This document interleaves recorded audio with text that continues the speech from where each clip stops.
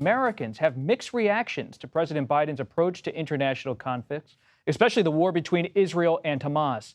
CBS News Executive Director of Elections and Surveys, Anthony Salvanto, he joins us now to break it down. Anthony, tell us about how Americans are looking at the president's handling of what's going on between Israel and Hamas, this conflict, this war. Sure. Good to talk to you, Bob. Look, start off with this. Now, Biden's approval on handling this conflict is just a few ticks higher than his overall approval, and it's net negative. And part of this is the partisan splits that you might expect to see, but I want to point this out, Bob.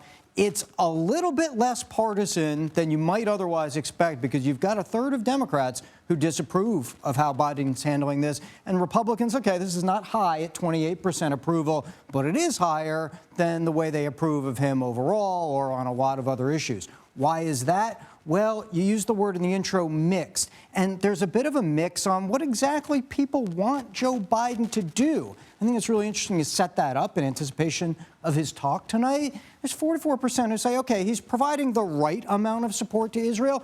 But then the rest, well, should he provide more, right? Is he not providing enough?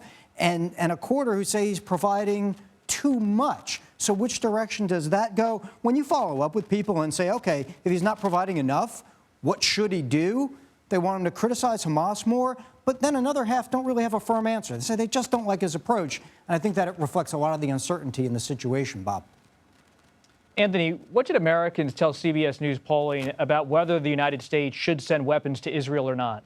Yeah, mixture there, too. What should the U.S. do? You've got a strong majority saying, yes, send humanitarian aid to Israel. You've got another strong majority saying, use diplomacy. And part of underpinning that is that there's a widespread concern among Americans that this might lead to a wider conflict or that there might be terrorism back here in the U.S., so use of diplomacy, humanitarian aid to Palestinians in Gaza, a majority, not as high as for Israel, but notably not as much, more division on whether to send weapons and supplies to Israel. That gets division, humanitarian aid less so, Bob.